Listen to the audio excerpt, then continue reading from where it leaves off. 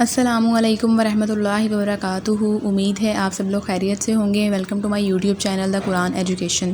Previous video میں ہم نے سورۃ بقرہ سٹارٹ کی تھی اور اس کی پہلی 4 آیات دیکھی تھی جن میں مومنین کی صفات بیان ہوئی تھی، اور آج ہم انشاءاللہ سورۃ بقرہ کا پہلا رکوع مکمل کریں گے، یعنی کہ نیکسٹ 3 آیات ہیں وہ کمپلیٹ کریں گے۔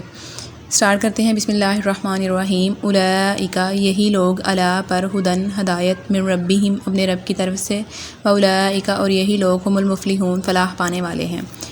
اولئک یہی لوگ، کون لوگ؟ جن کی ہم نے کل صفات پڑھی تھی، یعنی کہ مومنین، جس میں وہ 6 نشانیاں ہوں گی، وہی لوگ ہدایت پر ہیں اپنے رب کی طرف سے۔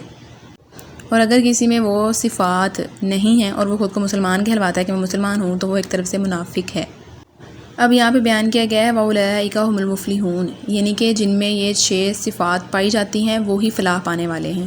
ہم المفلحون یعنی کہ پورے کامیاب وہی ہیں، یعنی وہی متقی جن میں یہ اوصاف ہوں گے، رب تعالیٰ کی طرف سے سیدھے راستے پر قائم رہیں گے، اور وہی مکمل کامیابی سے سرفراز ہوں گے۔ ایمان اور عمل صالحہ کرنے والوں کے ساتھ اللہ تعالیٰ کا وعدہ ہے کہ وہ انہیں ہدایت دے گا اور جنت بھی۔ نیکسٹ ہے اِنَّ بے شک الذین وہ لوگ جو کفروا کفر کیا، سواء برابر ہے، علیہم ان پر، اَأَنذرتہم خواہ تم انہیں ڈراؤ۔ حمزہ یہاں پہ اس کا مطلب ہے خواہ تم انہیں ڈراؤ، یا لم نہ، تنذرہم ڈراؤ، خواہ تم انہیں ڈراؤ یا نہ ڈراؤ، لا یؤمنون وہ ایمان نہیں لائیں گے۔ بظاہر تو اس آیت میں یہ لگ رہا ہے کہ اس میں کفار کی بات ہو رہی ہے، لیکن نہیں، کیونکہ بے شمار کافر دعوت کے نتیجے میں ایمان لائے بھی ہیں اور لا رہے ہیں۔ اس لیے یہاں مراد وہ لوگ ہیں جو پچھلی آیات میں جو 6 نشانیاں ہم نے بیان کی ہیں ان کا انکار کرتے ہیں، ان میں سے کسی ایک کا انکار کرتے ہیں، اور ہر دھرمی کی وجہ سے اس حد تک پہنچ جاتے ہیں کہ اگر یہ حق بھی ہو تو اسے مانیں گے نہیں، جیسے کہ بعض یہود مدینہ اور ابو جہل اور ان کے ساتھی وغیرہ۔ سورۃ انفال میں ہے کہ جب کوئی طے کر لے کہ میں نے ماننا ہی نہیں ہے تو اسے ایمان کیسے نصیب ہو سکتا ہے؟ سوئے ہوئے کو جگایا جا سکتا ہے، جاگتے ہوئے مدہوش کو کون جگا سکتا ہے؟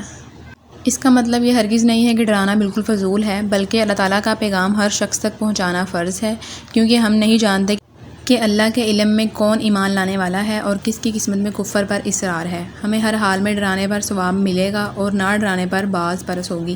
اس لیے فرمایا کہ ڈرانا نہ ڈرانا ان پر برابر ہے، یہ نہیں فرمایا کہ آپ پر برابر ہے۔ آگے ہے ختم اللہ، مہر لگا دی اللہ نے، علی پر، قلوبہم ان کے دلوں، وعلی سمعہم اور ان کے کانوں پر، وعلی ابصارہم اور ان کی آنکھوں پر، غشاوۃ پردہ ہے، ولہم اور ان کے لیے ہے، عذاب عظیم عذاب عظیم۔ عذاب کی 3 ٹائپس ہیں، آگے ہم ڈسکس کریں گے۔ ایک ہے عذاب عظیم، عذاب علیم، عذاب مہین۔ عذاب عظیم ہے بڑا عذاب، عذاب علیم ہے درد دینے والا عذاب، دردناک عذاب، عذاب مہین ہے رسوا کر دینے والا عذاب۔ منافقین اپنی ہٹ دھرمی میں اتنا بڑھ گئے کہ ان کے ضمیر مردہ ہو گئے، اور یہ جو مہر لگائی ہے یہ اللہ تعالیٰ نے خود لگائی ہے، مگر اس کی وجہ کیا ہے؟ ان کے اپنے اعمال تھے۔ فرمایا گیا بل طبع اللہ علیہا بکفرہم، بلکہ اللہ نے ان پر ان کے کفر کی وجہ سے مہر کر دی۔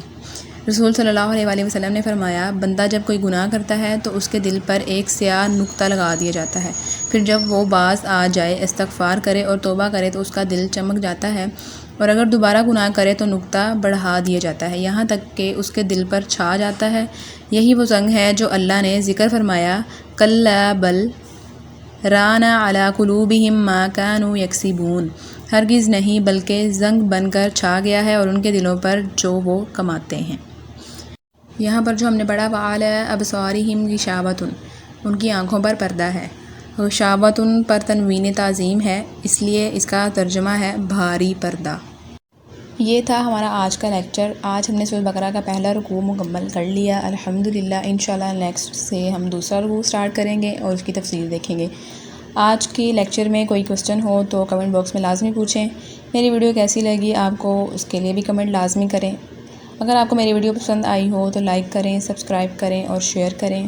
دعاؤں میں یاد رکھیں، اپنا خیال رکھیں، اللہ ہم سب کو ہدایت دے، آمین۔ اللہ حافظ۔